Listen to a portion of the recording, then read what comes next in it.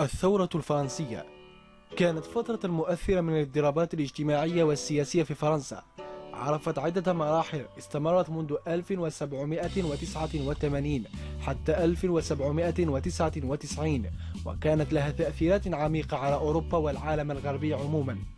انتهت بسيطرة البرجوازية خلال التحالف مع نابليون، وانتهت بتصدير الأزمة من خلال الاستعمار بالتوسع اللاحق للإمبراطورية الفرنسية.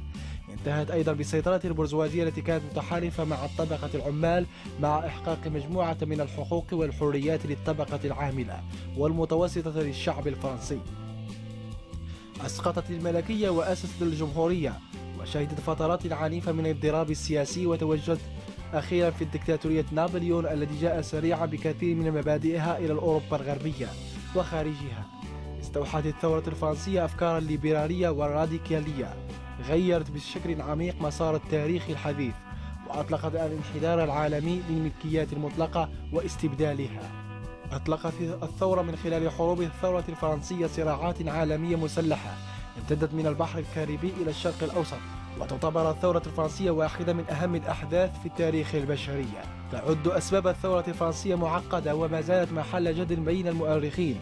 بعد حرب السنوات السبع وحرب الاستقلال الأمريكية، كانت الحكومة الفرنسية غارقة في الديون، وحاولت استعادة وضعها المالي من خلال خطط الضرائب.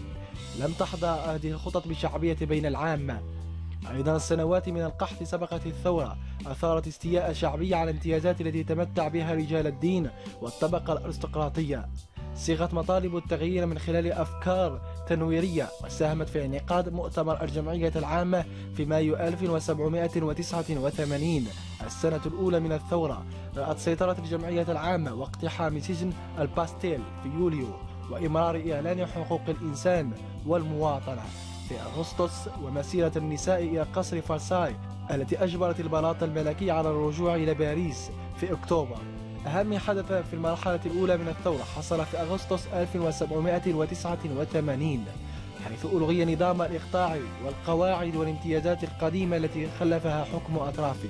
بزغ العصر الحديث في ظل الثورة الفرنسية تقريبا كل الحركات الثورية في المستقبل نظرت إلى الثورة الفرنسية كسلف لها ومصدر لإلهامها، واعتبرتها المركزية ورمزا ثقافيا للثورة، مثل لاميسيس والحرية، مساواة وإخاء، أصبحت شعارات مركزية للاضطرابات الرئيسية الأخرى في التاريخ الحديث، من ضمنها الثورة الروسية بعد أكثر من قرن بعد الثورة الفرنسية. قيم ومؤسسات الثورة الفرنسية لا تزال تهيمن على السياسة الفرنسية إلى يومنا هذا. أما على الصعيد العالمي، ساهمت الثورة في إسراع بصعود الجمهوريات والديمقراطيات، وأصبحت نقطة محورية لتطوير كل الإيديولوجيات السياسية الحديثة، وأدت إلى انتشار الليبرالية والراديكالية والقومية والاشتراكية ونصرة المرأة والعلمانية من ضمن مفاهيم أخرى عديدة. شهدت الثورة أيضا ولادة الحرب الشاملة من خلال تنظيم موارد فرنسا وحياة مواطنيها نحو هدف الغزو العسكري وإعلان حقوق الإنسان. وسع مجال حقوق الإنسان ليشمل المرأة والعبيد، مما أدى حركات التحرير من العبودية واقتراع العام في القرن الثاني.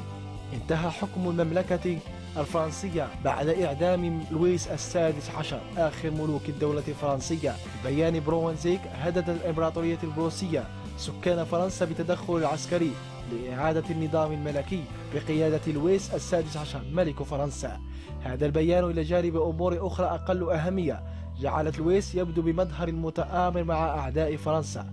في 17 يناير 1793 أدين لويس السادس عشر بتهمة التآمر ضد الحرية والسلامة العامة لفرنسا، وحكم عليه بالإعدام بأغلبية، حيث صوت 361 بإعدامه حين عارض 288، أما 72 صوتا موافقة مع تأجيل التنفيذ الإعدام. أعدم الملك السابق لويس السادس عشر، والذي دعي بعد خلعه ببساطة المواطن لويس كابيد، بالمقصلة يوم 21 يناير 1793 في ساحة الثورة، ساحة الكونكورد الحالية، وهو ما روع اليمين المحافظ في جميع أنحاء أوروبا، ودعت للحرب ضد الجمهورية الفرنسية لتبدأ صفحة جديدة من تاريخ فرنسا باسم الجمهورية الفرنسية، لكنها لم تدم كثيرا، حتى أصبحت الإمبراطورية الفرنسية بقيادة نابليون بونابرت، لكنها ما دامت حتى أصبحت جمهورية فرنسا التي نعرفها اليوم. إذا أعجبك الفيديو لا تنسى الاشتراك في القناة وتفعيل زر الجرس ليصلك كل جديد، وتسجيل الإعجاب والتعليق. قناة معلومة تاريخ، موسوعة التاريخ.